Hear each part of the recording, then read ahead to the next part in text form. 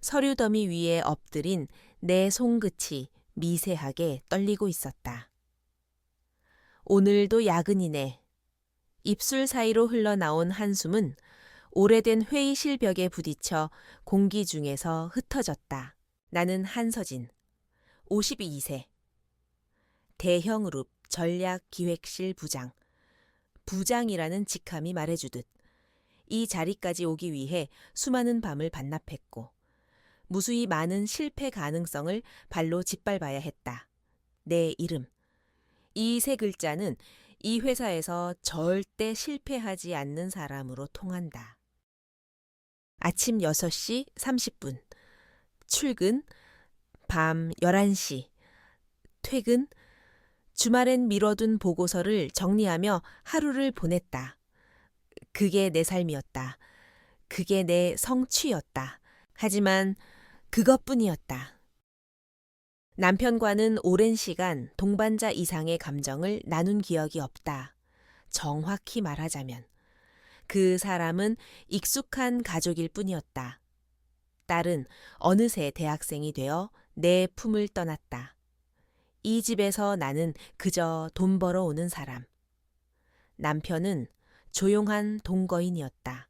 부장님, 이번 프로젝트 인원 구성 확인하셨습니까? 비서의 목소리가 회의실 문틈으로 들어왔다. 나는 고개를 들어 차가운 목소리로 대답했다. 응. 5명 리스트 다시 보내줘요. 새로운 프로젝트, 새로운 팀, 늘 그렇듯 익숙한 일상이었다. 그런데 그날 내 앞에 처음 등장한 그 얼굴, 박민재. 대리, 34살. 첫인상은 단정했다. 깔끔한 정장, 다부진 어깨. 맑은 이목구비 인사할 때 살짝 숙이는 고개에서 왠지 모르게 성실함이 묻어났다. 잘생겼네. 그래도 일만 잘했으면 좋겠다. 그게 솔직한 내 첫 생각이었다. 첫 회식, 팀이 꾸려지고 첫 회식이 있던 날. 나는 늘 그랬듯이 술잔을 멀리했다. 나이가 들수록 알코올은 피곤함만 남길 뿐이었다. 대신 법인카드를 꺼내 들었다. 난 여기까지. 너희끼리 더 즐기다 들어가. 그때였다. 부장님, 택시 잡아드릴게요. 제가 모셔다 드리겠습니다. 박민재였다. 순간 조금 놀랐다. 요즘 애들 같지 않게. 예의가 바르다니? 그래요, 고마워요. 박대리, 골목길을 나란히 걷는데 빗방울이 살짝 떨어졌다. 부산의 4월은 늘 이런 식으로 변덕스러웠다. 앞으로 잘 부탁드립니다. 열심히 하겠습니다. 어려운 일 있으면 언제든 말씀하세요. 도울 수 있는 건 최대한 돕겠습니다. 그의 목소리는 낮고 단단했다. 나는 고개를 끄덕이며 택시에 올랐다. 창밖으로 스치는 불빛 사이에서 이상하게 가슴 한쪽이 간질거렸다. 집으로 돌아온 밤. 현관문을 열자 익숙한 냄새가 스쳤다. 남편은 소파에 앉아 TV를 보고 있었고 딸은 방에서 과제를 하고 있었다. 나는 조용히 샤워를 하고 침대에 몸을 눕혔다. 그때 남편이 옆으로 다가왔다. 오늘 힘들었지 무표정한 목소리, 어깨를 더듬는 손길. 하지마. 피곤해. 주말에 하자. 그는 짧게 숨을 내쉬며 몸을 돌렸다. 나는 천천히 눈을 감았다. 그런데 문득 박민재의 얼굴이 떠올랐다.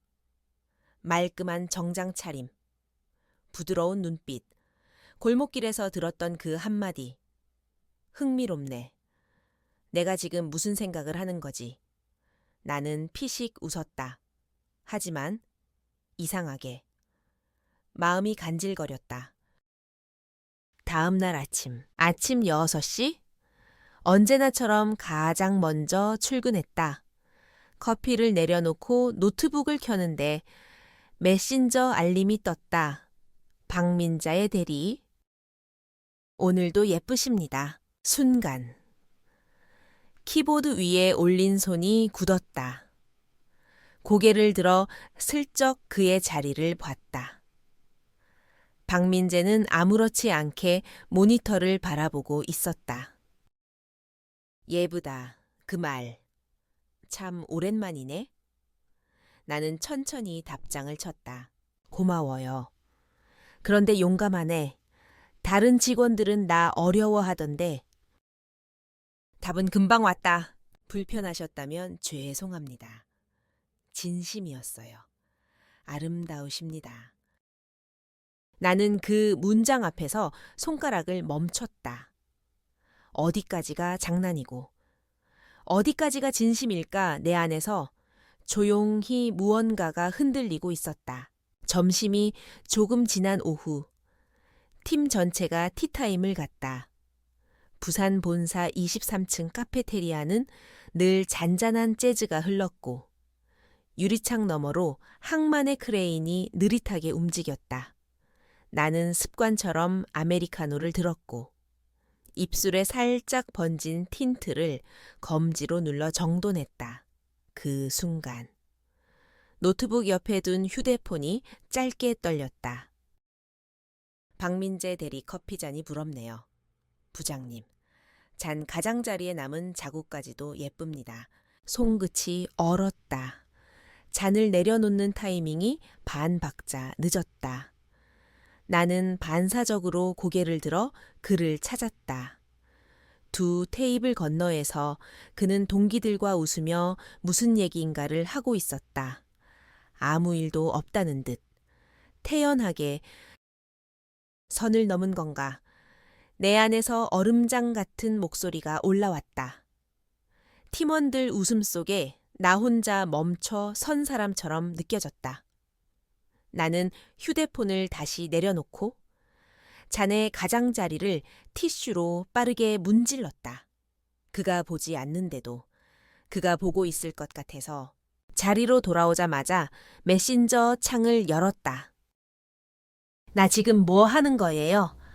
박대리 박민자에 죄송합니다. 솔직했을 뿐이에요. 좋아합니다. 부장님. 글자들이 화면 위에 박혔다.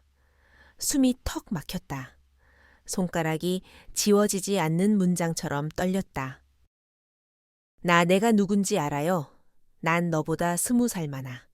집도 있고 남편도 있고 딸도 있어. 상사야. 박민재의 압니다. 그래도 제 마음을 지울 수는 없었습니다. 그건 제 자유니까요. 메신저 창을 오른쪽 구석으로 밀어 숨기고 자리에서 일어났다.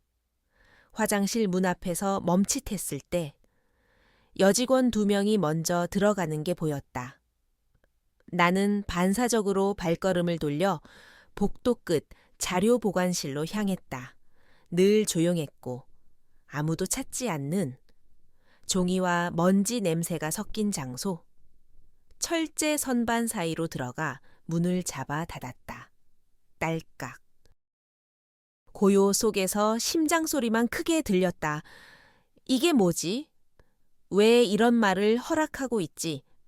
나는 문득 발소리가 다가왔다. 멈춤. 손잡이가 아주 조심스레 돌아갔다. 문틈으로 들어온 실루엣 박민재였다. 박대리. 지금 뭐 하는 거예요? 여긴.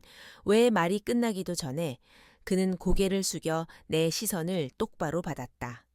눈빛이 어둡지 않았고 달아오르지도 않았다. 그냥 단단했다. 내 앞까지 다가와 멈추자 종이 먼지가 살짝 일었다. 죄송합니다. 그래도 말씀드리고 싶었습니다. 뭘 좋아합니다. 2글자만큼 단순했지만 2계절만큼 길게 느껴졌다.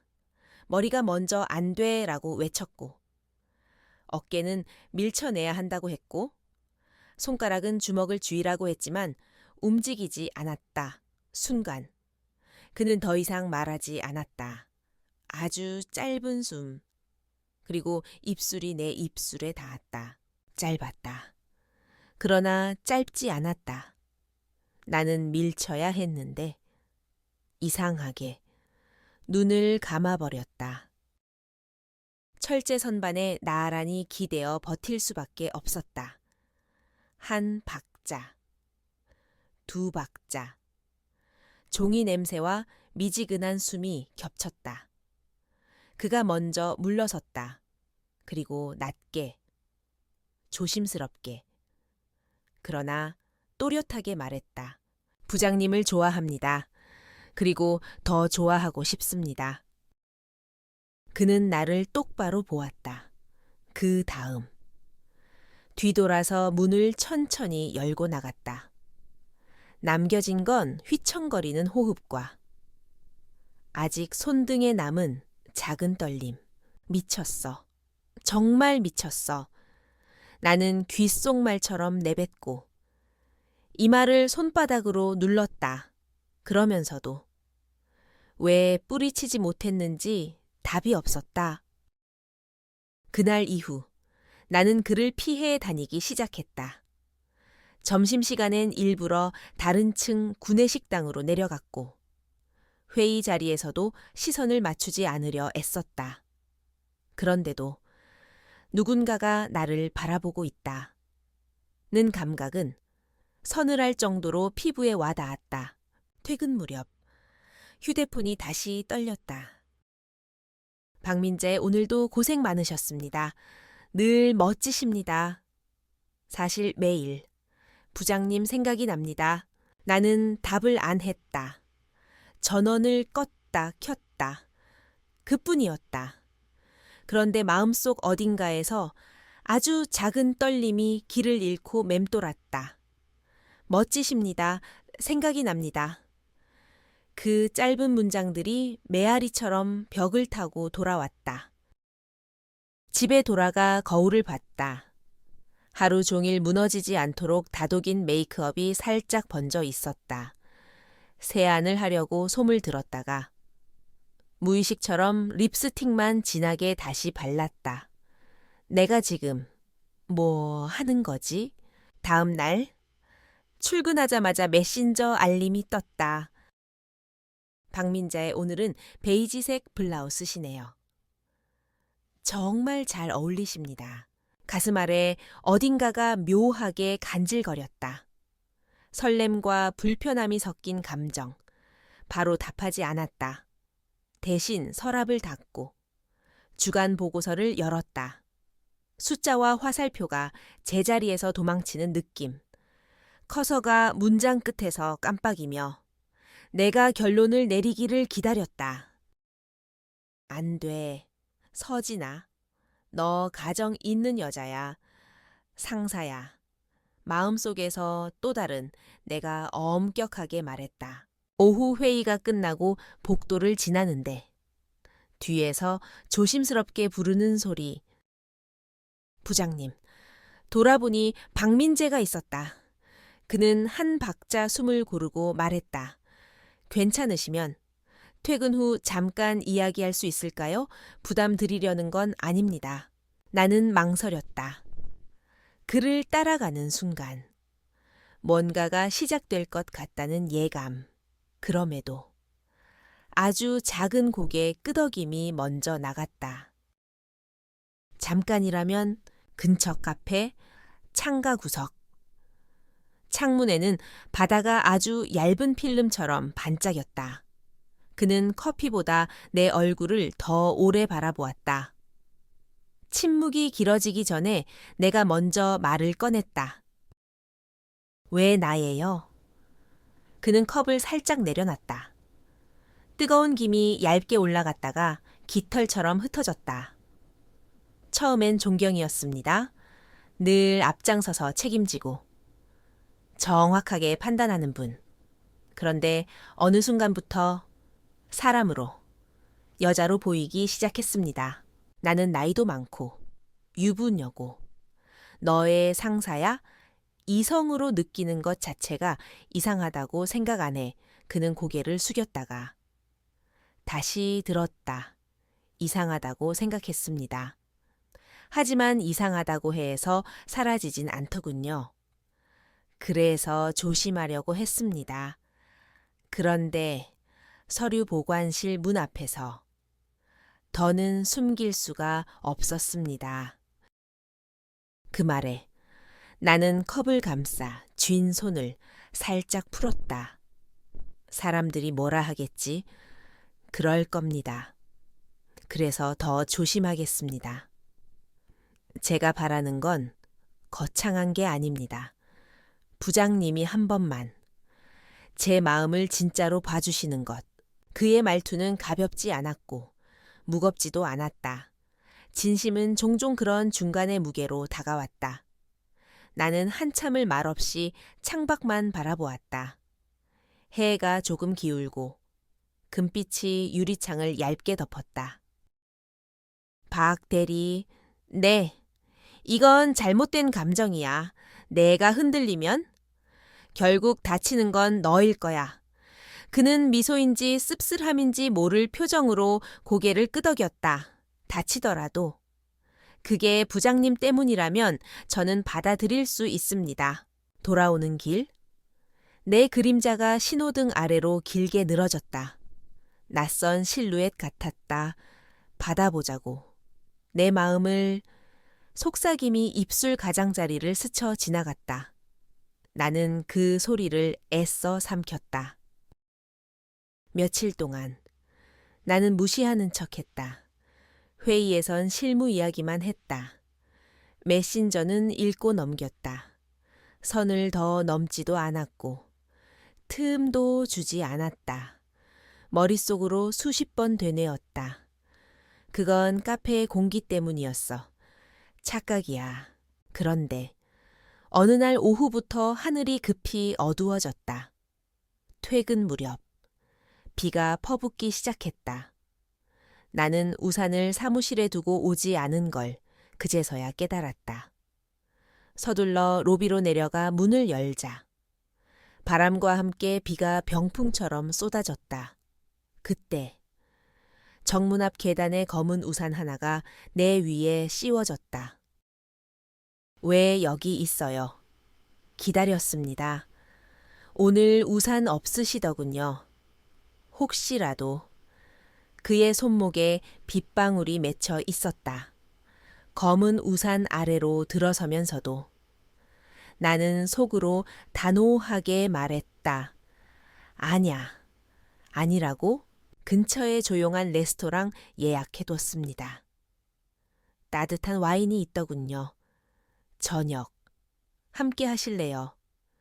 내가 왜 너랑 말은 차가웠지만 발걸음은 우산의 중심에 맞춰졌다. 레스토랑 창밖으론 비가 유리창을 타고 흘렀다. 스피커에서 옛 팝이 낮게 깔리고 그는 말없이 내 앞잔의 와인을 조금 따랐다. 나이도 지위도 저는 상관없습니다. 사람으로서의 부장님이 좋습니다. 한 모금 마셨다. 와인의 향이 아니라 그 눈빛이 더 짙게 취하게 만들었다. 이건 결국 너를 다치게 할 거야. 그럼 제가 아프겠습니다. 그래도 괜찮습니다. 돌아오는 길. 그는 내 집 근처 골목까지 말없이 걸었다. 비는 잦아들었다. 가로등 빛이 빗물 위에서 흔들렸다. 오늘 밤 부장님 생각을 멈출 수 있을까요? 그 말은 우산 끝에서 떨어지는 마지막 물방울처럼 오래 남았다. 집에 들어오자마자 샤워를 했다. 따뜻한 물줄기가 어깨를 타고 흘렀다. 거울 앞에서 물기를 닦다 말고 우산 속 그의 눈빛이 떠올랐다. 침대로 돌아가려다 휴대폰을 들었다. 나 오늘 고마웠어요? 보내고 나서 한동안 화면을 보았다. 답은 오지 않았다. 그 침묵이 오히려 안심이 되었다. 기다림을 강요하지 않는 사람. 이상하게 마음이 놓였다. 금요일 밤. 회사는 평소보다 더 조용했다. 이번 프로젝트 보고서 수정 때문에 야근 중이었다. 복도 끝에서 발소리가 났다. 고개를 들자 낯익은 그림자. 아직 안 가셨습니까? 부장님? 응. 마감 자료가 늦게 와서. 정리 다 되면 도와드려도 될까요? 그는 내 옆자리에 조용히 앉았다. 키보드 소리가 일정한 박자를 만들었다. 한 장씩 넘겨보며 의견을 나누다가 그의 손등이 내 손끝에 아주 잠깐 닿았다. 깊게 숨을 들이마셨다. 부장님, 혼자 좋아하려 했습니다. 그런데 혼자인 게 더 외롭습니다. 그 말에 손끝이 먼저 떨렸다. 그만하자. 박대리. 이건 우리 둘 댁에 좋지 않아. 그는 고개를 끄덕였지만 자리에서 바로 일어서진 않았다. 부장님도. 한 번이라도 저 때문에 흔들린 적 있습니까? 나는 대답하지 못했다. 침묵이 곧 대답이 되었다. 그는 조용히 일어나 문 쪽으로 걸었다. 문 앞에서 그를 불렀다. 민재 씨. 그가 멈춰서서 돌아봤다. 왜 하필 나야? 그냥 누군가를 처음으로 그 자체로 느꼈습니다. 그 사람이 부장님이었습니다.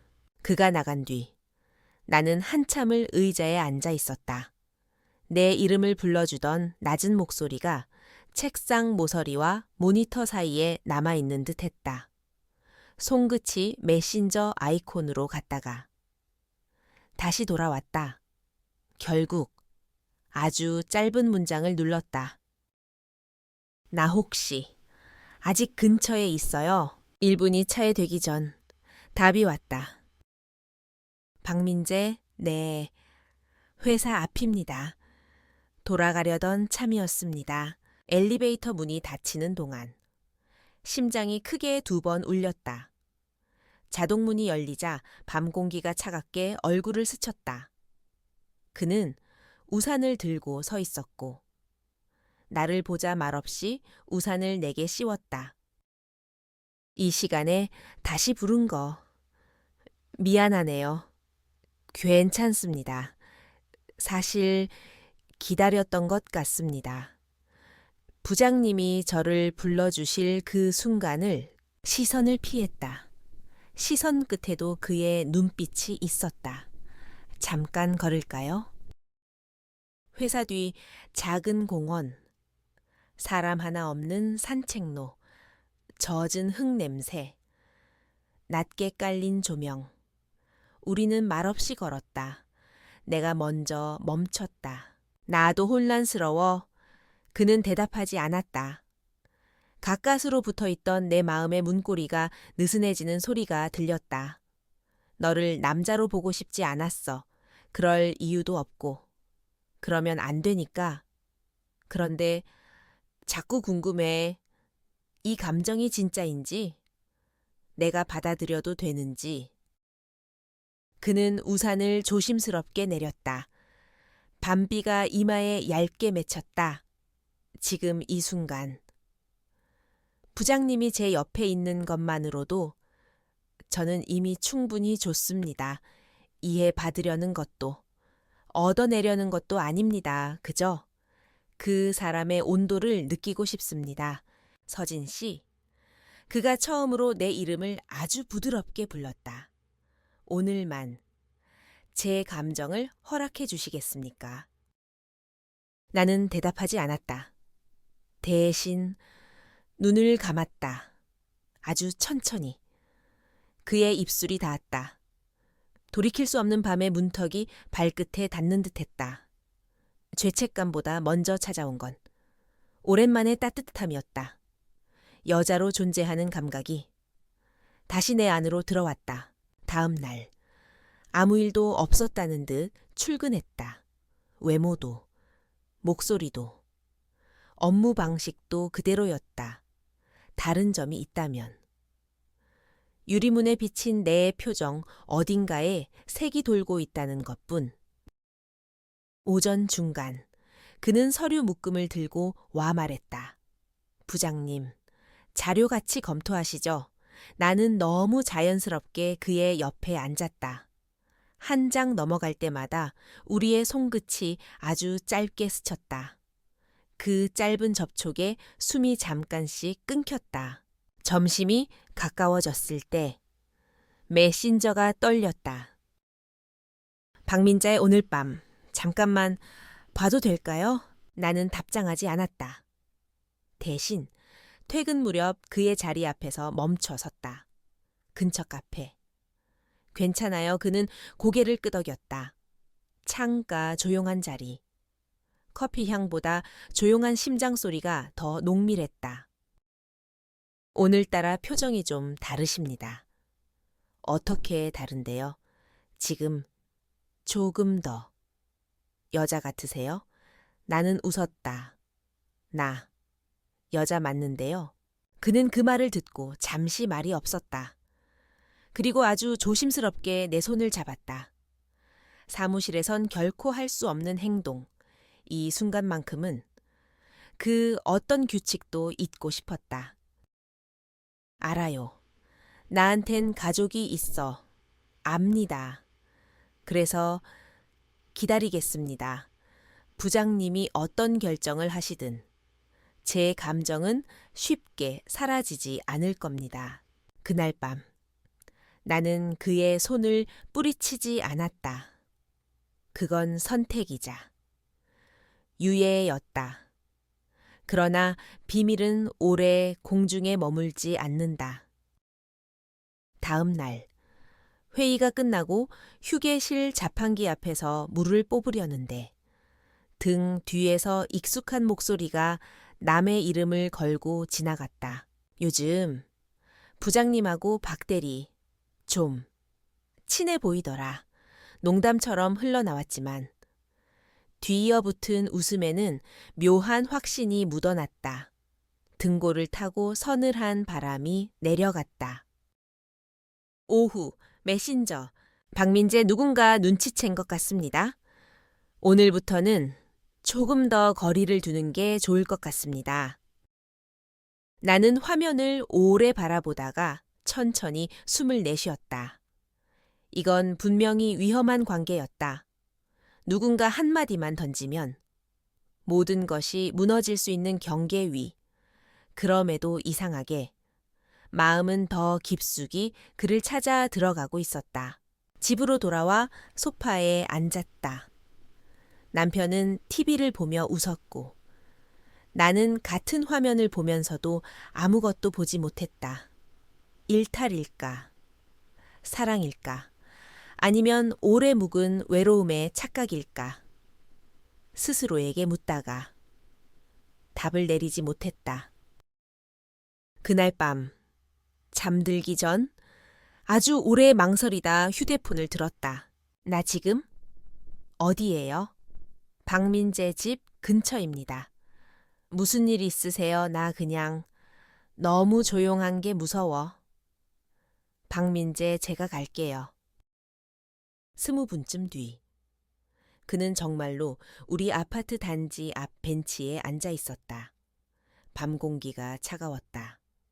나는 그 앞에 앉아 손을 무릎 위에서 맞잡았다. 이건 감정이야. 민재 씨. 그런데 어디로 갈지 모르겠어. 그래서 더 겁나. 그는 조용히 내 손을 감쌌다. 그럼 어디로 가는지 같이 알아가요. 그 말은 이상하리만큼 담담했지만 묘하게 울림이 있었다. 누구에게도 기대지 않았던 지난 몇 년의 시간. 그 짧은 기대임이 마음속 단단한 얼음을 산산이 깨뜨렸다. 나는 아주 작은 목소리로 말했다. 고마워. 그리고 미안해. 고맙고 아픈 만큼. 천천히 가면 됩니다. 그 밤 우리는 오래 말하지 않았다. 그의 손은 따뜻했고 나는 그 온기에 기대어 조용히 울었다. 누구도 모르겠지만 내겐 오래 기억될 밤, 월요일 아침. 회사는 비가 온 뒤처럼 조용했다. 창가 쪽 자리에 앉아 출근하는 사람들의 뒷모습을 멍하니 보고 있을 때 그가 들어와 조용히 인사했다. 우리는 눈을 마주치지 않았다. 전날 밤. 그의 어깨에 얼굴을 묻던 순간부터 나는 알았다. 이 감정은 사랑이라고. 동시에 내가 지켜야 할 선도 있다는 사실도. 오전 10시 40분.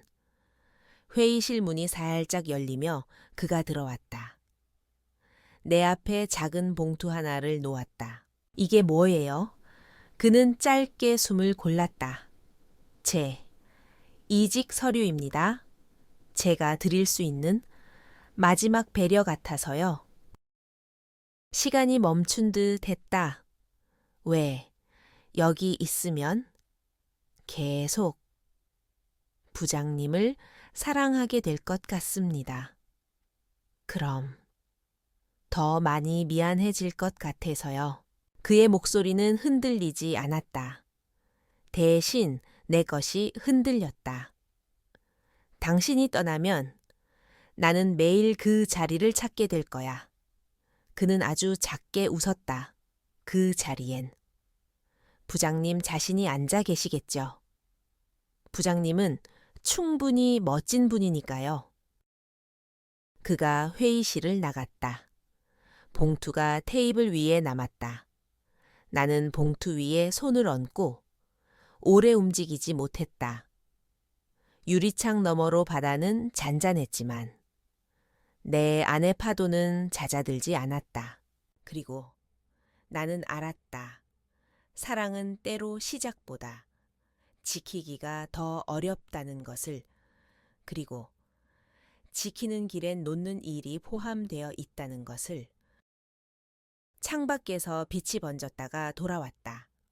커피잔 가장자리에 남은 립 자국을 티슈로 닦았다.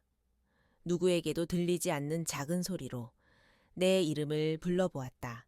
한서진, 흔들리지 마. 그러나 느끼는 걸 부정하진 마. 작은 숨을 들이마셨다. 다음 페이지를 넘겼다. 그리고 봉투를 열지 않은 채 서랍 깊숙이 밀어 넣었다. 문은 닫혔지만 쉽게 잠기지는 않는구나. 그 사실을 인정하는데 내 나이의 절반이 필요했다. 아침 서랍 속의 봉투. 서랍을 열었다. 어제 밀어넣은 그 봉투가 고요히 자리하고 있었다. 대형으로 로고가 찍힌 A4 봉투. 그 안에 담긴 건 단순한 이직 서류인데 나에게는 폭발물 같았다. 손끝이 봉투 위에서 머물렀다. 열어볼까 아니면 그대로 둘까 한데 나는 손을 서둘러 뗐다. 책상 위 모니터를 켜고 일정표를 띄웠다. 10시 본부장, 주간회의, 14시 전략기획팀 브리핑, 8시 이후 비어있음. 마지막 줄이 괜히 눈에 걸렸다. 비어있음. 정말 비어있는 걸까? 회의실 문이 열리며 본부장과 실장들이 들어왔다. 형광등 불빛이 쏟아지는 사각 테이블. 나는 보고서를 정리하며 최대한 평정심을 유지하려 했다. 하지만 시선이 한 번 더 문 쪽으로 향했다. 오늘은 박민재가 들어오지 않는다. 어제 그 봉투와 함께 그는 정말 떠나는 걸까 아니면 내 반응을 기다리고 있는 걸까? 회의가 끝날 때까지 나는 보고서의 숫자에 집중하는 척했지만 머릿속은 텅 비어 있었다. 점심, 귓속에 스친 그림자. 점심시간. 다른 팀 여직원 둘이 내 옆에서 샐러드를 들고 서 있었다. 야, 너 들었어, 박대리? 요즘 표정이 좀 다르던데 다르긴 뭐가 달라. 그냥 원래 조용하잖아? 아니, 뭔가 누군가를 계속 신경 쓰는 느낌, 눈빛이 좀 그랬어? 나는 샐러드 포크를 잠깐 멈췄다. 귀는 그 대화에 매달렸지만 시선은 의도적으로 반대편 창밖에 고정시켰다. 혹시 부장님 쪽 아니야? 순간 포크가 플라스틱 용기 벽에 부딪히는 소리가 지나치게 크게 들렸다. 나는 작게 웃으며 말했다. 무슨 얘기들 그렇게 재미있게 해? 아, 아니에요. 부장님, 그냥 드라마 얘기요. 그녀들의 웃음은 부자연스럽게 흩어졌다. 심장이 귓가에서 박동을 쳤다. 드라마 아니, 현실이다. 그리고 그 귓속말이 곧 칼날이 될 수도 있다. 휴게실 낮은 목소리. 오후, 보고서를 인쇄하려고 복도 끝 휴게실로 갔다. 자판기 앞에서 커피를 뽑는 소리가 들렸다. 돌아보니 박민재였다. 그는 내 쪽을 바라보다가 아주 작은 미소를 지었다. 말없이 종이컵을 건넸다. 부장님, 아메리카노 좋아하시잖아요. 고마워요. 손끝이 닿는 순간 전기 스파크처럼 미세한 떨림이 손목을 타고 올라왔다. 나는 빠르게 컵을 받아들고 시선을 돌렸다. 박대리. 그는 천천히 내 시선을 받았다. 어제 왜 그런 결정을 했어요? 그는 웃지 않았다.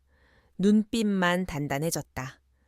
계속 부장님 곁에 있으면 저도 힘들고 부장님도 힘들 거니까요. 그게?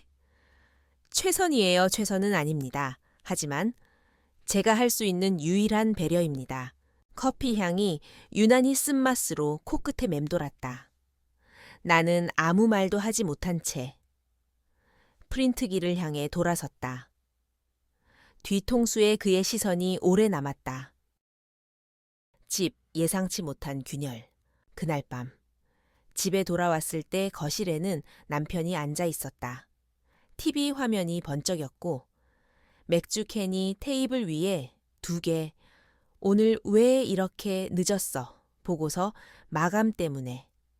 또 마감 서진아. 요즘 회사에 너무 매여 있는 거 아냐? 그의 목소리가 어딘지 낯설었다.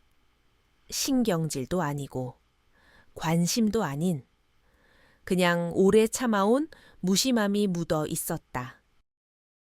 대답 대신 가방을 벗고 방으로 들어가려는 순간 딸아이가 내 방으로 뛰어왔다. 엄마, 이거 엄마 책상에서 나온 거야? 그녀가 내민 건 회사 인쇄물 1장. 모서리에 누군가의 필체가 작게 남아 있었다. 서진 씨. 오늘도 정말 아름다우셨습니다. 잠깐이라도 그 미소 봐서 다행이에요.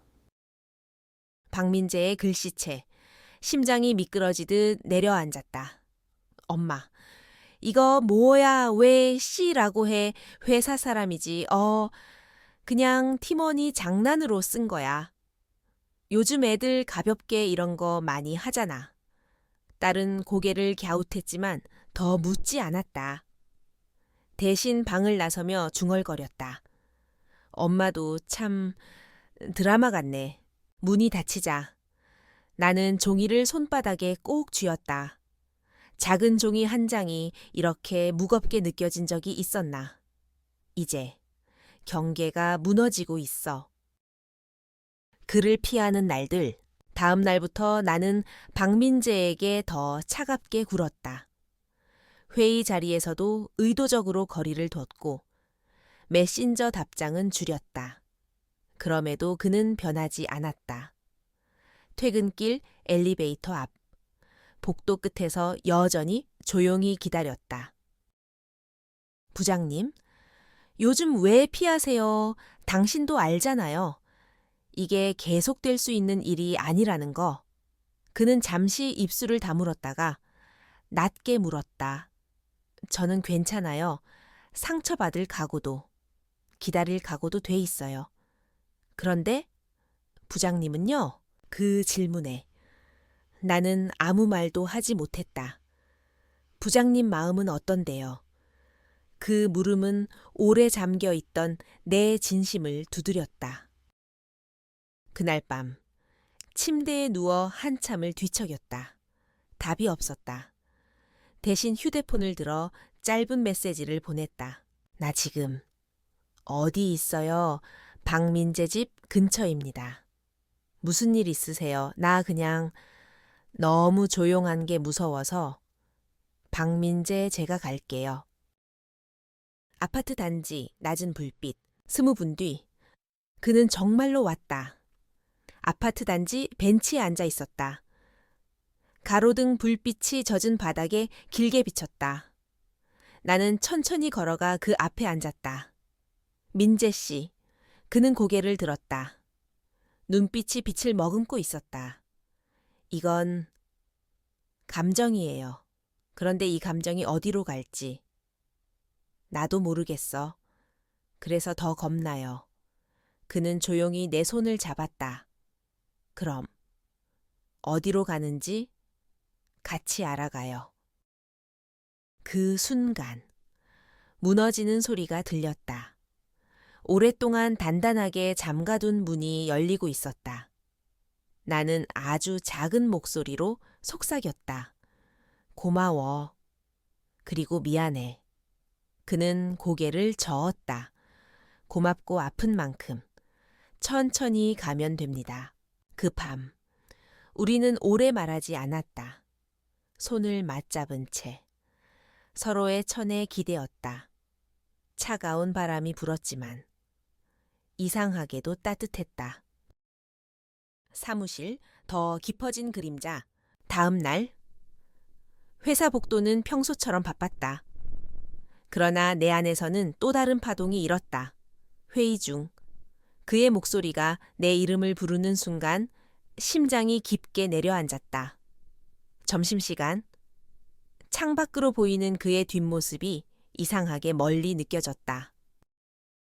오후 늦게 메신저가 떴다. 박민자의 오늘 밤 잠깐만 봐도 될까요? 나는 답하지 않았다. 대신 퇴근 시간 그의 자리 앞에서 멈췄다. 근처 카페. 괜찮아요. 그는 아무 말 없이 고개를 끄덕였다. 창가에 앉아 서로 마주본 두 사람. 커피는 식어가고 말은 점점 느려졌다. 오늘따라 표정이 조금 다르십니다. 어떻게 다른데요, 지금? 조금 더 여자 같아요. 나는 웃었다. 나, 여자 맞는데요. 그는 그 말을 듣고 잠시 아무 말도 하지 않았다. 그리고 아주 조심스럽게 내 손을 잡았다. 그날 밤 우리는 더 이상 피하지 않았다. 소문 균열, 그리고 두려움. 며칠 후 오후 휴게실 자판기 앞 뒷자리에서 누군가의 낮은 웃음소리가 들렸다. 요즘 부장님이랑 박 대리. 좀 특별해 보이지 않아 쉿. 누가 들으면 큰일 나. 심장이 쿵 하고 내려앉았다. 내 손에 들린 종이컵이 떨렸다. 그날 오후 박민재에게서 메신저가 왔다. 박민재, 누군가 눈치챈 것 같습니다. 오늘부터는 조금 거리를 두는 게 좋을 것 같습니다. 나는 모니터를 오래 바라보다가 손끝으로 천천히 키보드를 눌렀다. 나 그래요. 오늘은 그냥 퇴근해요. 하지만 그날 밤 나는 침대에서 오래 잠을 이루지 못했다. 이 관계는 무너질 것이다. 그 생각이 내 머릿속을 맴돌았다. 그럼에도 심장은 여전히 그의 이름을 부르고 있었다. 흔들리는 사무실 공기. 비가 내린 뒤에 공기처럼. 사무실은 묘하게 눅눅했다. 사람들의 대화는 여전히 가벼웠지만 그 안에 무언가 얇고 날카로운 게 섞여 있는 듯했다. 프린트기 앞에서 서류를 정리하던 순간 등 뒤에서 낮은 목소리가 스쳤다. 야, 너 들었어, 박 대리 말이야. 뭔데 글쎄, 누군가 좀 특별한 사이래. 누군지 알면 놀랄걸. 심장이 순간 얼어붙었다. 종이 한 장이 손에서 미끄러질 뻔했다. 나는 허리를 곧게 세우고 아무렇지 않은 척 돌아섰다. 두 여직원이 내 시선을 피하며 허둥대며 웃었다. 부장님, 프린트기 고장 난 줄 알았어요? 괜찮아요. 그냥 확인하러 온 거예요. 나는 서류를 모으고 발걸음을 옮겼다. 뒤에서 터지는 웃음이 귀를 때렸다. 그 웃음이 가벼운 농담인지 확신을 품은 비웃음인지 구분할 수 없었다. 이제 시작됐어. 작은 귓속말은 어느새 칼날이 되어 내 일상 가장자리를 베어내고 있었다. 박민재의 메시지. 오후 3시를 조금 넘긴 시간. 메신저 알림이 떴다. 박민재. 부장님, 누군가 눈치챈 것 같습니다. 오늘부터는 조금 거리를 두는 게 좋을 것 같습니다. 나는 화면을 오래 바라보다가 키보드 위에 손을 올렸다. 그래요. 오늘은 그냥 퇴근해요. 짧은 대화 끝에 남은 건 묘한 허전함이었다.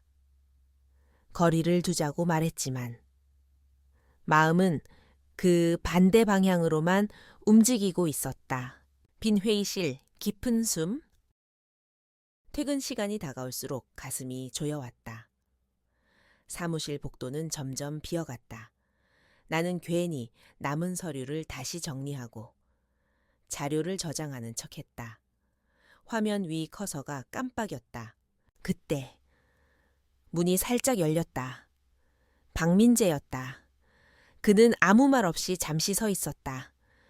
그 시선 하나가 내 안에서 오래 묵은 균형을 흔들었다.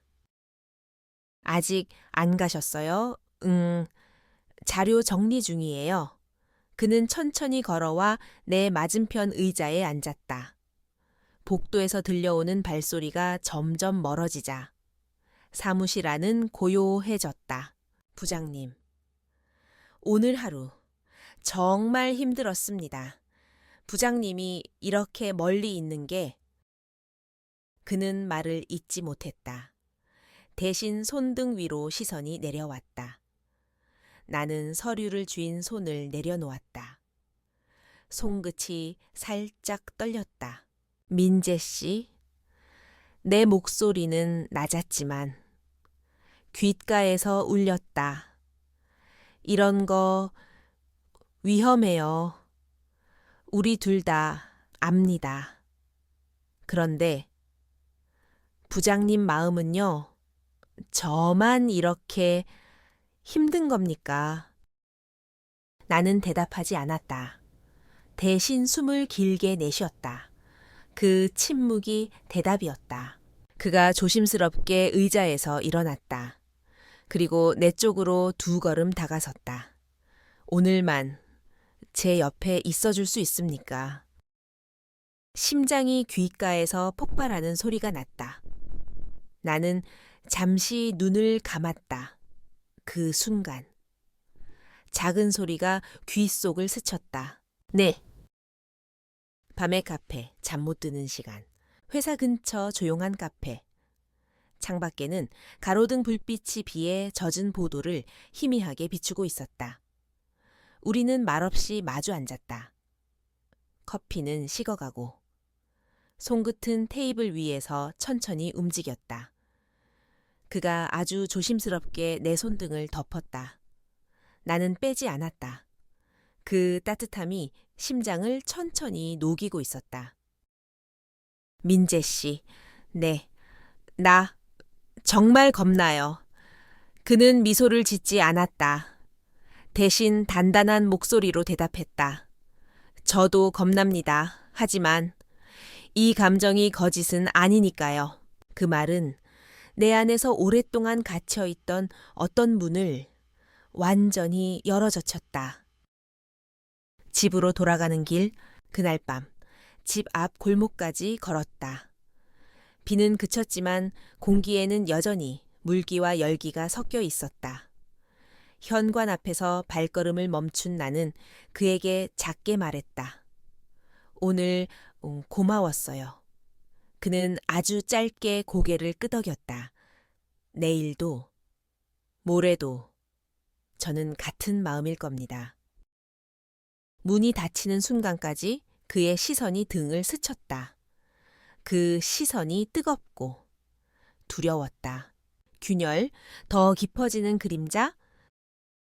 다음 날, 사무실 복도에서 나는 익숙한 웃음소리를 들었다. 역시 내 촉이 틀리지 않았다니까. 누군가의 말에 또 다른 웃음이 덧붙었다. 그 웃음 뒤에 내 이름은 없었지만 나는 직감했다. 귓속말이 점점 커지고 있다는 걸. 휴게실 자판기 앞에서 물을 뽑는데 뒤에서 낮은 목소리가 들렸다. 부장님, 얼굴이 조금 힘들어 보이십니다. 박민재였다.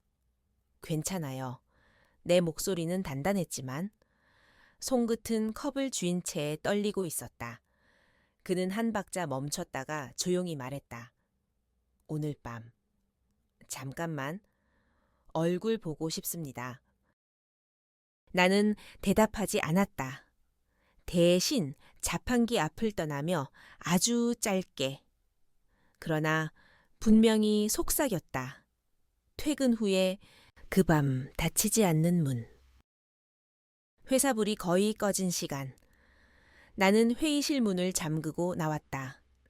복도 끝에서 박민재가 서 있었다. 말이 필요 없었다. 우리는 같은 방향으로 걸었다. 엘리베이터 문이 닫히는 순간 심장이 미친 듯 뛰고 있었다. 밖으로 나오자 바람이 서늘하게 스쳤다. 그는 우산을 펴며 내 머리 위에 씌워줬다. 이제 어디로 갈까요? 나는 한숨을 삼켰다. 가까운데 조용한 곳. 그날 밤 불빛이 낮게 깔린 호텔 라운지에서 우리는 마주 앉았다. 와인잔이 붉게 빛났다. 그의 시선은 불타는 게 아니었다. 대신 깊었다. 부장님, 오늘만 그냥 제 옆에 있어 주세요. 나는 대답하지 않았다. 대신 눈을 감았다. 그리고 모든 소리가 사라졌다. 남은 건 두 사람의 숨소리뿐이었다. 그 후의 고요. 며칠 동안 우리는 더 조심스러워졌다. 사무실 안에서는 아무 일도 없었다는 듯 행동했고 메신저는 평범한 업무 보고로 가득했다. 하지만 그 모든 평범함 뒤에는 한 번 건너간 선의 기억이 숨 쉬고 있었다. 점심시간, 누군가 내 쪽을 보며 웃었다. 그 웃음이 칼날 같았다.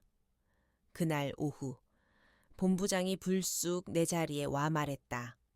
한 부장, 잠깐 얘기할까요? 심장이 순간 굳어졌다.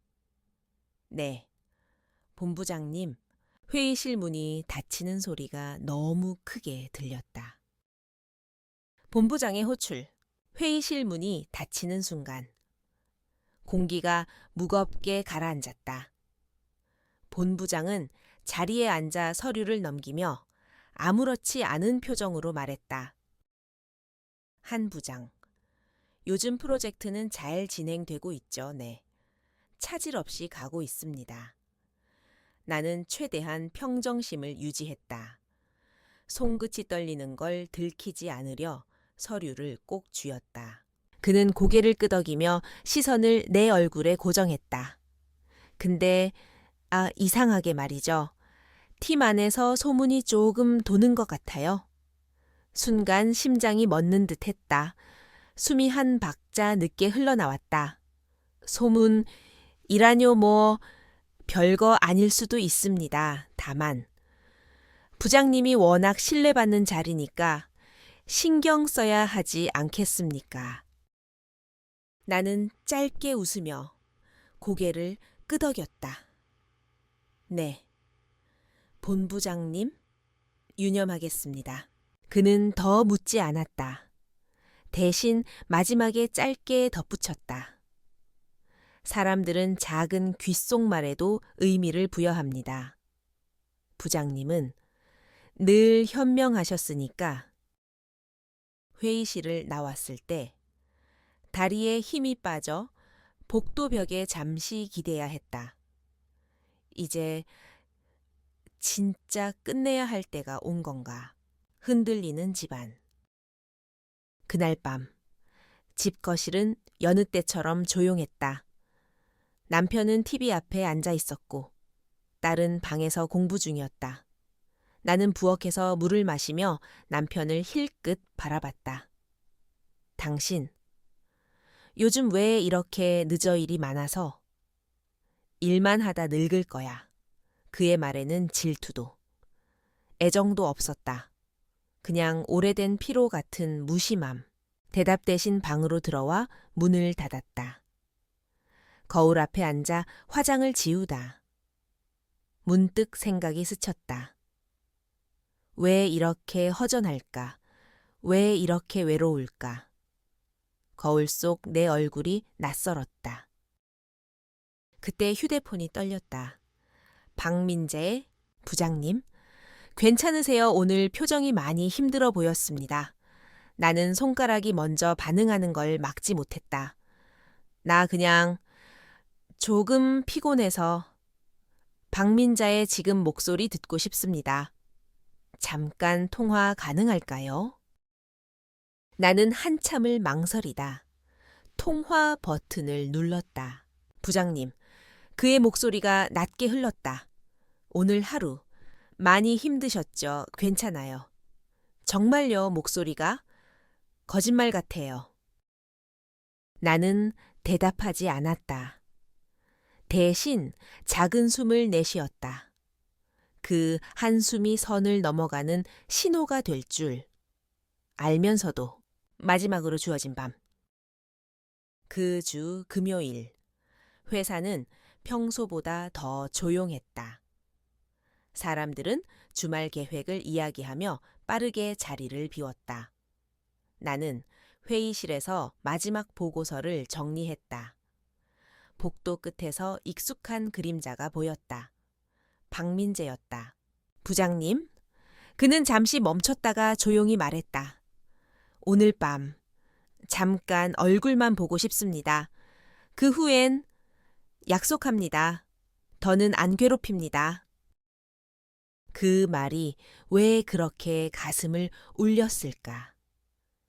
나는 천천히 숨을 내쉬고 고개를 끄덕였다. 잠깐이면 비 오는 거리, 조용한 약속. 밖으로 나오자. 가느다란 비가 내리고 있었다. 그는 이미 우산을 펴고 내 앞에 서 있었다. 차 대기시켜놨습니다. 근처에 조용한 레스토랑이 있습니다. 나는 아무 말 없이 우산 아래로 들어섰다. 빗방울이 우산 끝에서 떨어지며 가로등 불빛에 반짝였다. 레스토랑은 한적했다. 창밖엔 빗물이 길게 흘렀고 실내는 낮은 재즈와 와인 향으로 가득했다. 우리는 구석자리에 앉았다. 그는 와인을 한 잔 따르고 잔을 내 쪽으로 밀었다. 오늘 정말 마지막입니다. 제가 약속드립니다. 그런 말 하지 마요. 내 목소리는 떨렸다. 왜요?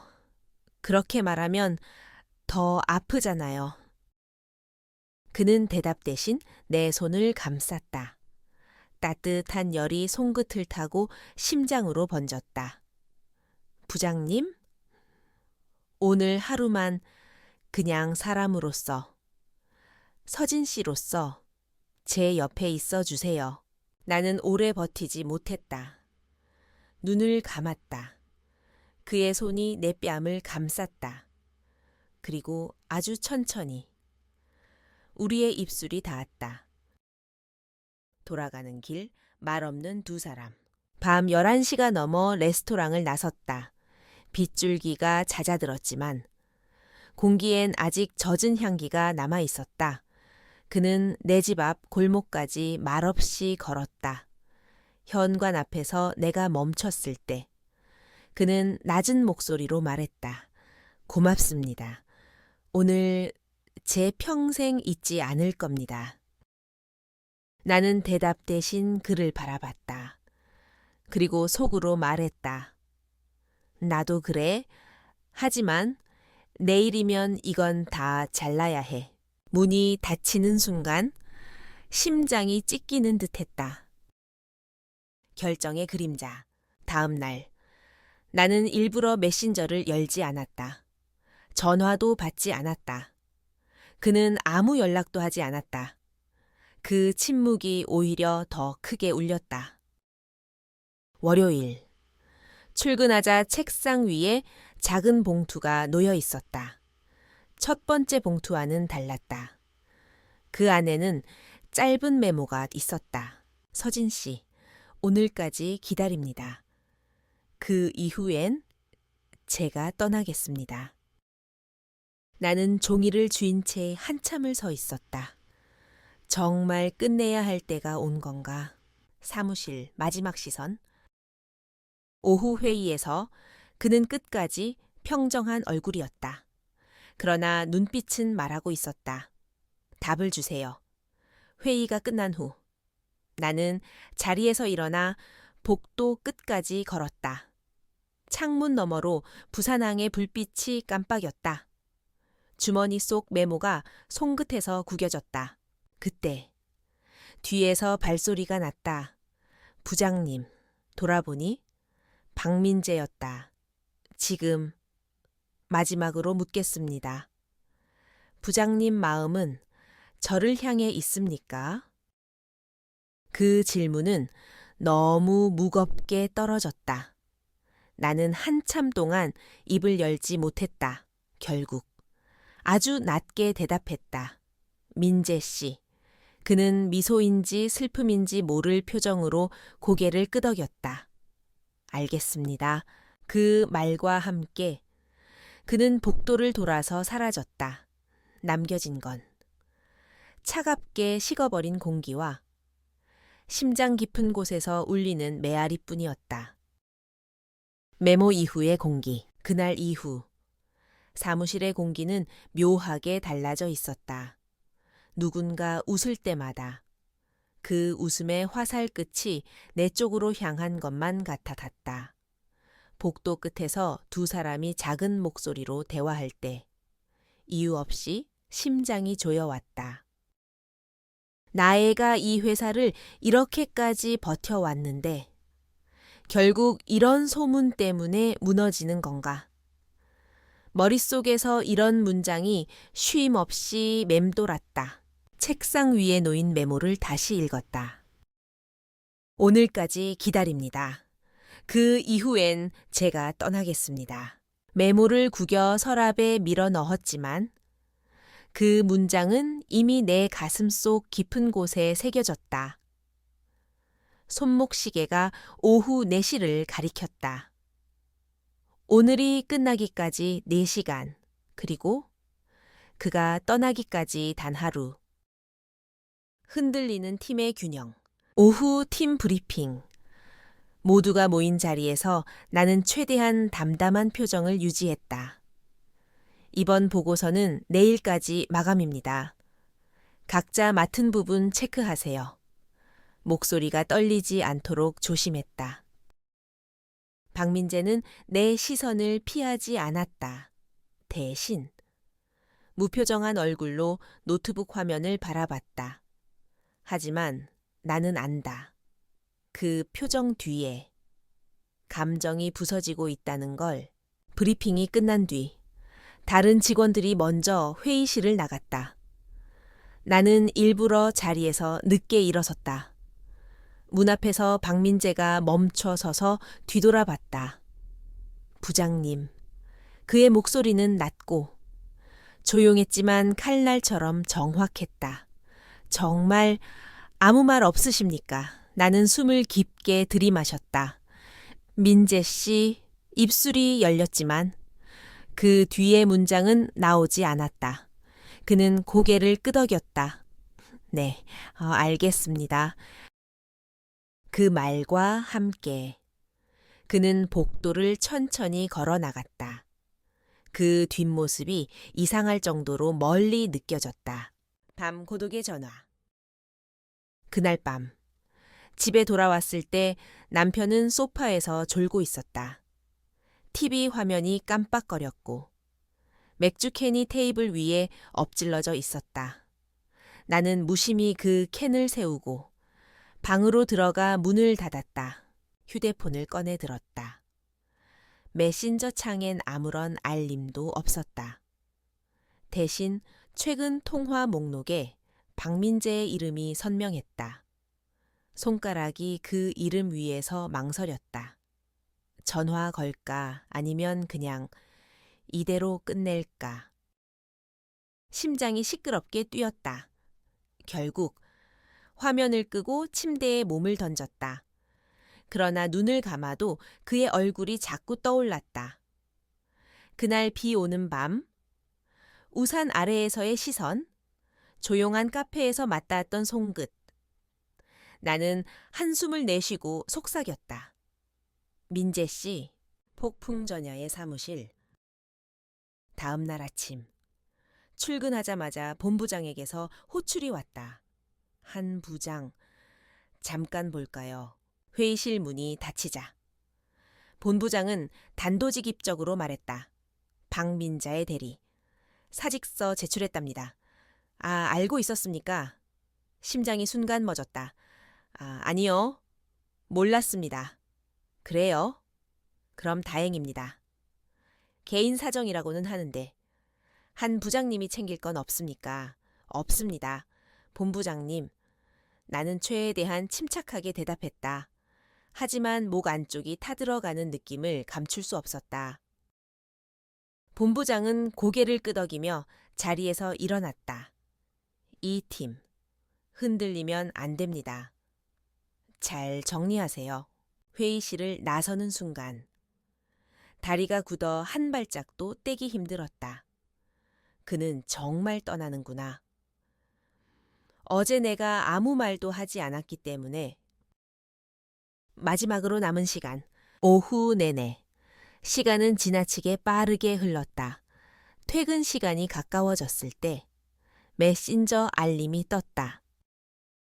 박민재, 잠깐. 로비에서 뵐 수 있을까요? 마지막 인사만 드리고 싶습니다. 손가락이 키보드 위에서 멈췄다.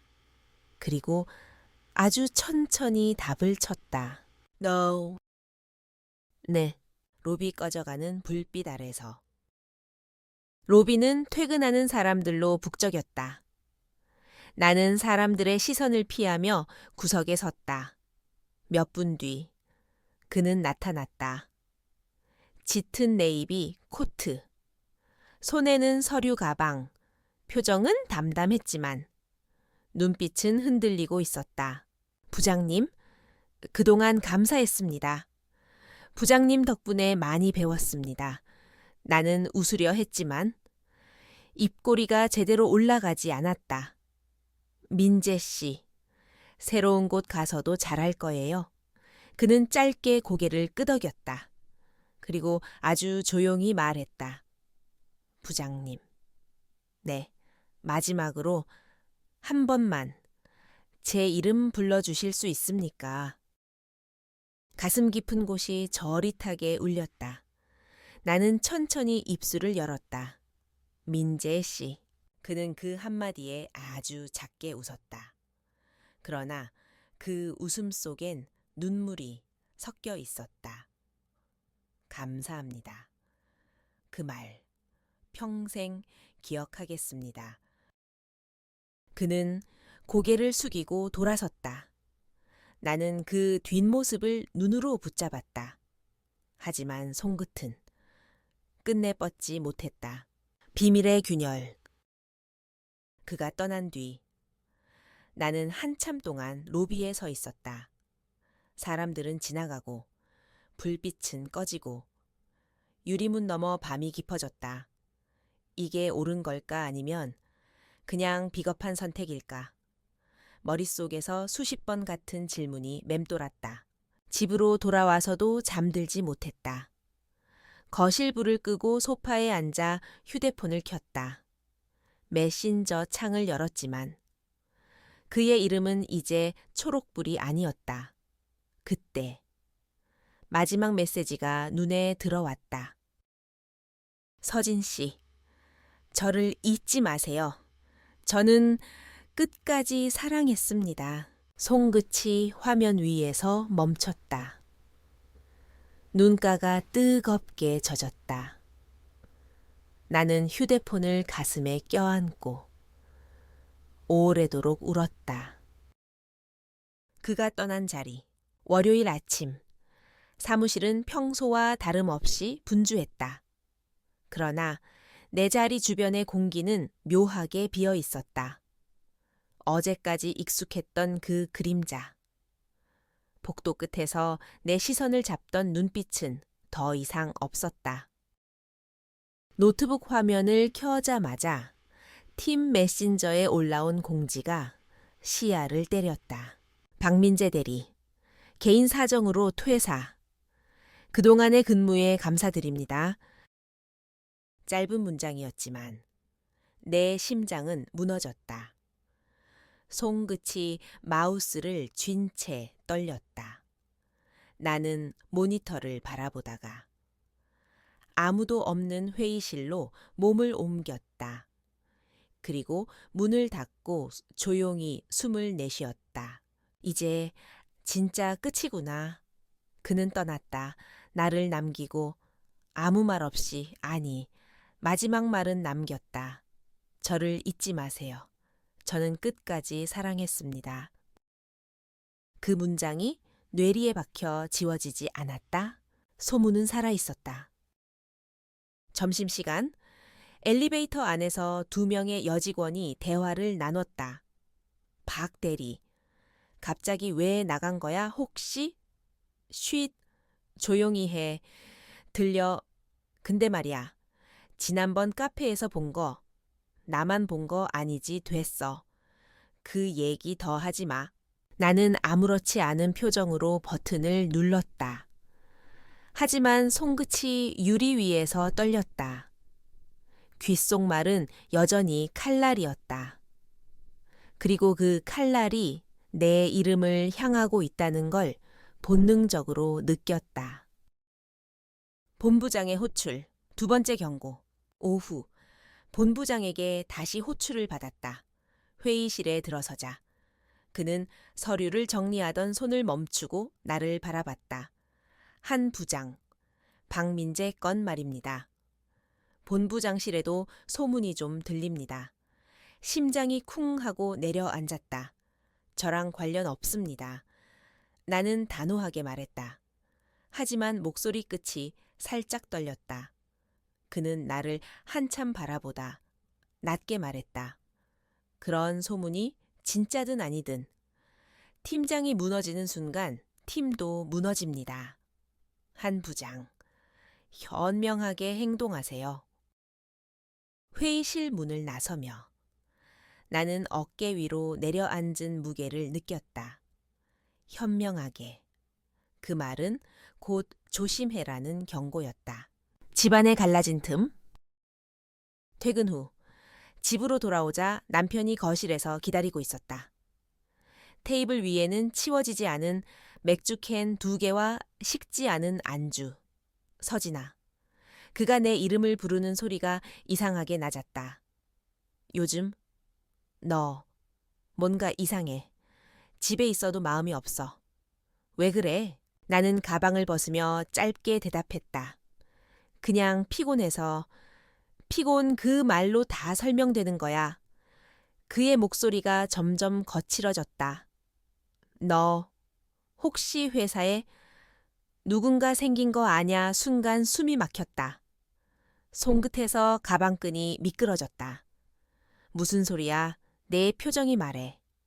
나랑 살면서 내가 너 얼굴 모를 것 같아. 나는 그를 똑바로 바라보지 못했다. 대신 짧게 말했다. 당신 피곤한 거 알아. 나도 피곤해. 더는 이런 얘기 하고 싶지 않아. 문을 닫고 방으로 들어온 순간 다리가 풀려 침대에 주저앉았다. 가슴이 거세게 뛰었다. 이제 집까지 무너질 거야. 남겨진 메모, 다시 꺼낸 메시지. 서랍을 열었다. 구겨 넣었던 메모가 여전히 그 자리에 있었다. 오늘까지 기다립니다. 그 이후엔 제가 떠나겠습니다. 나는 메모를 펼쳐 손바닥 위에 올려놓았다. 그리고 휴대폰을 꺼냈다. 메신저를 열자. 그의 마지막 메시지가 다시 눈에 들어왔다. 저를 잊지 마세요. 저는 끝까지 사랑했습니다. 손가락이 화면 위에서 멈췄다. 답장을 보낼 수 없다는 걸 알면서도 몇 번이고 문자를 쓰다 지웠다. 결국 아무 말도 보내지 못한 채 휴대폰을 내려놓았다. 하지만 마음은 이미 그를 향해 가고 있었다. 불쑥 찾아온 그림자. 그날 밤 비가 내렸다. 베란다 창을 때리는 빗소리가 방 안을 채웠다. 그때 휴대폰이 떨렸다. 발신자 박민재. 심장이 귀까지 뛰어올랐다. 손끝이 떨리며 화면을 눌렀다. 부장님. 아니, 서진 씨. 그의 목소리는 낮고 조용했지만 강했다. 미안합니다. 이렇게 전화하는 거 마지막이 될 겁니다. 나는 아무 말도 할 수 없었다. 내일 새벽에 부산 떠납니다. 그런데 그냥 이렇게는 못 가겠어요. 마지막으로 얼굴 한 번만 보고 싶습니다. 나는 침대 끝에 앉은 채 한참을 침묵했다. 그리고 아주 낮게 말했다. 어디로 가면 돼요? 밤의 약속, 새벽 2시. 나는 검은 코트를 걸치고 조심스럽게 집을 나섰다. 아파트 단지를 벗어나자. 차가운 빗방울이 얼굴을 스쳤다. 도로 개 한 대에 검은 차가 서 있었다. 운전석 창이 내려가고 그의 얼굴이 어둠 속에서 드러났다. 타세요. 나는 말없이 문을 열고 차에 올랐다. 차 안에는 은은한 우디 향이 났다. 그 향이 이상하게 가슴을 조여왔다. 차는 조용히 움직였다. 창밖으로 스치는 가로등 불빛이 차 안을 간헐적으로 비췄다. 나는 한마디도 하지 못했다. 그도 마찬가지였다. 30분쯤 달린 뒤 차는 해안도로가 내려다 보이는 언덕에 멈췄다. 빗방울이 유리창을 두드리고 있었다. 그는 천천히 내 쪽으로 돌아봤다. 이제 다시는 이런 기회 없을 겁니다. 서진 씨, 후회하지 않으시겠어요? 나는 대답하지 않았다. 대신 눈을 감았다. 그 순간 그의 손이 내 뺨을 감쌌다. 그리고 아주 천천히 뜨겁고 긴 입맞춤이 이어졌다. 그 밤 시간은 멈춘 듯 흘렀다. 빗소리, 심장소리, 그리고 조용한 속삭임만이 남았다. 사랑했습니다. 그리고 아마 평생 그럴 겁니다. 이별의 약속. 동이 트기 전 그는 나를 집 앞까지 데려다줬다. 차 문을 닫기 직전 그의 목소리가 낮게 떨렸다. 부장님. 아니, 서진 씨. 감사합니다. 마지막까지 제 인생의 가장 아름다운 시간을 주셔서. 나는 그를 바라보았다. 말할 수 있는 단어가 아무것도 떠오르지 않았다. 그는 짧게 웃었다. 그리고 속삭였다. 이제 정말 갑니다. 잘 지내세요. 차는 서서히 움직였다. 헤드라이트가 멀어지자 내 눈에서 뜨거운 것이 흘러내렸다. 나는 현관 앞에 서서 오래도록 차가 사라진 도로를 바라봤다. 달빛이 얕게 들이운 새벽녘, 서쪽 언덕 위로 하얀 안개가 피어올랐다. 산새들은 아직 잠에 취해 조용했지만 마을의 공기는 묘한 긴장감으로 가득 차 있었다. 마치 무언가 큰일이 곧 일어날 것만 같은 기운이었다. 연우는 지난밤 거의 한숨도 자지 못했다. 그가 앉아있는 사랑채의 마룻바닥은 차가웠고 등불은 이내 기름이 다해 꺼져버렸다. 그러나 그의 가슴 속은 불길처럼 이글거렸다. 강무영과의 결전이 머지않았음을 본능으로 느끼고 있었기 때문이다. 그의 손에는 조심스레 감싼 보검이 쥐어져 있었다. 아버지의 피가 서린 칼. 그 칼이 오늘 그의 운명을 가를 것이다. 연우는 칼날을 쓰다듬으며 나직하게 속삭였다. 아버지, 제발, 저에게 힘을 주십시오. 그때 문 밖에서 발소리가 들렸다. 부드러운 한삼 소리가 함께 울려 퍼졌다. 문이 열리자 춘서가 서 있었다. 어둠 속에서도 그녀의 얼굴은 창백하게 빛났다. 그녀의 눈빛엔 결연함이 어려 있었으나 그 안에는 말할 수 없는 두려움도 숨어 있었다. 연우공, 이 길, 정말 끝까지 가셔야 합니까? 그녀의 목소리는 떨렸지만 단호했다. 연우는 고개를 들어 그녀를 바라보았다. 돌아갈 수 없습니다. 이건 제 운명입니다. 아니, 우리가 짊어진 운명입니다. 춘서는 한 발 다가서더니 그의 손을 잡았다. 차가운 손끝이 그의 심장을 파고들었다. 운명. 그래요. 하지만 그 운명이 당신의 생명을 앗아간다면 전 어떻게 합니까? 순간 연우의 눈가가 젖었다. 그는 조용히 그녀의 손등을 입술에 대었다. 춘서. 당신이 있었기에 여기까지 올 수 있었습니다. 만약 오늘 밤 제가 돌아오지 못한다면 부디 살아남아 주세요. 당신까지 잃는 건 참아. 그런 말 하지 마세요. 그녀가 거칠게 말을 막았다. 눈물이 뺨을 타고 흘렀다. 연우공, 약속해요. 반드시 살아서 돌아오겠다고. 저와 함께 이 마을을 떠나겠다고. 그의 가슴이 저릿하게 죄어왔다. 그는 잠시 눈을 감았다가 천천히 고개를 끄덕였다. 약속하오. 살아서 돌아와. 당신과 새 삶을 살겠소. 그러나 그 약속이 얼마나 허망한 것인지 두 사람 모두 마음 깊은 곳에서 이미 알고 있었다. 동쪽 하늘이 희붐하게 밝아올 즈음.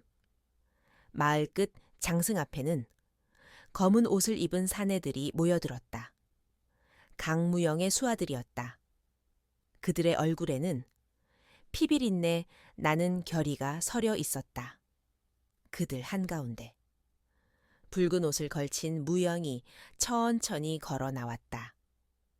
그의 옆에는 길게 따은 머리를 뒤로 넘긴 묘령의 여인이 서 있었다. 바로 명화였다. 연우, 내 놈이 감히 내 세상을 뒤흔들었지. 오늘로 그 모든 빚을 청산하겠다. 무영의 목소리는 서늘했다. 그의 눈동자는 불타는 듯 붉게 충혈되어 있었다. 명화는 그 옆에서 냉소를 지었다. 이젠 끝내요. 무영공. 너무 오래 질질 끌었잖아요. 무영은 고개를 끄덕였다. 그래, 오늘 이 산에는 단 한 명의 사내만 내려갈 것이다. 그 순간 숲길 저편에서 발자국 소리가 들려왔다. 안개 사이로 서서히 모습을 드러낸 이는 연우였다. 그는 검은 도포를 걸치고 있었고 손에는 검은 칼집이 들려 있었다. 그의 눈빛은 한치의 흔들림도 없이 차갑게 빛났다. 강무영, 그가 낮게 부르자 공기는 더욱 팽팽하게 얼어붙었다. 마침내 마주하게 되었군.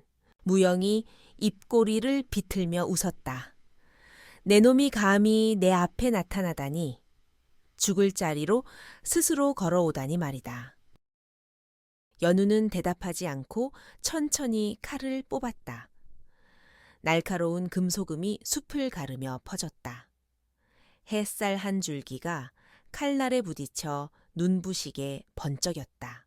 결전은 그렇게 시작되었다. 무영은 번개처럼 몸을 날려 첫 검을 휘둘렀다. 칼날이 허공을 가르며 휘몰아쳤다. 연우는 몸을 낮춰 피하고는 방역했다. 두 사람의 칼끝이 부딪히자 금소금이 울려 퍼지며 불꽃이 튀었다. 숲속의 새들이 놀라 날아올랐다. 그 싸움은 마치 인간이 아닌 짐승들의 사투 같았다. 연우는 모든 힘을 쏟아내며 휘둘렀다. 아버지의 원한, 잃어버린 세월, 춘서의 눈물, 그 모든 것이 그의 팔을 움직였다. 그러나 무영은 결코 만만한 상대가 아니었다. 그는 수많은 피의 싸움을 겪으며 살아남은 자였다. 그의 검술은 날카롭고 잔혹했다. 연우의 어깨를 스치고 지나간 칼날이 붉은 피를 뿜어냈다.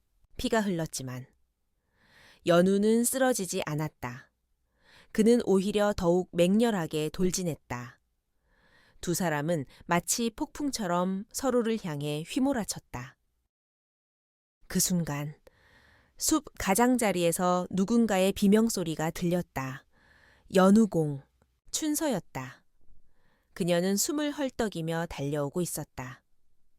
그 뒤로는 몇몇 마을 청년들이 따라오고 있었다. 그들은 대나무 창과 도끼를 들고 있었지만 그들의 얼굴에는 두려움이 역력했다. 마가 그 여자부터 무영이 소리쳤다. 그의 수하들이 일제히 춘서를 향해 달려들었다. 안 돼! 연우가 절규하며 몸을 돌렸지만 무영의 칼날이 그의 가슴을 파고들었다. 뜨거운 피가 한 줄기 뿜어져 나왔다. 연우는 비틀거리며 무릎을 꿇었다. 시야가 붉게 물들었다. 그러나 그는 끝까지 칼을 놓지 않았다. 남은 힘을 끌어모아 무영을 향해 마지막 일격을 가했다. 그 일격은 번개처럼 빠르고 피처럼 뜨거웠다. 무영의 가슴을 깊숙이 찔러버렸다. 그의 눈동자가 커다랗게 흔들리며 피가 입가로 번졌다. 내 놈이 그가 힘없이 중걸거린 순간 무영의 몸이 무너져 내렸다. 연우는 비틀거리며 칼을 붙잡은 채 하늘을 올려다보았다. 푸른 하늘이 눈부시게 펼쳐져 있었다. 그의 입술이 희미하게 움직였다. 춘서, 약속을 지켰소? 그리고 그는 조용히 눈을 감았다. 춘서는 비명을 지르며 그에게 달려왔다. 그녀는 그의 머리를 품에 안았다. 피에 젖은 그의 얼굴이 그녀의 눈물에 젖었다. 안 돼, 연우공. 눈을 떠요, 제발. 저를 두고 가지 말아요. 그녀는 절규했다. 하지만 그의 가슴은 이미 고요했다. 춘서는 한동안 그를 안고 흐느꼈다. 마을 청년들이 울먹이며 그 곁을 둘러쌌다. 강무영의 부하들은 이미 모두 쓰러져 있었다. 명화는 그 광경을 멍하니 바라보다가 이내 조용히 돌아서 사라졌다. 해가 중천에 올랐을 때 산에는 바람 소리만 남았다. 춘서는 무너진 연우의 손을 꼭 잡은 채 속삭였다. 당신이 못다 이룬 약속, 제가 이룹니다.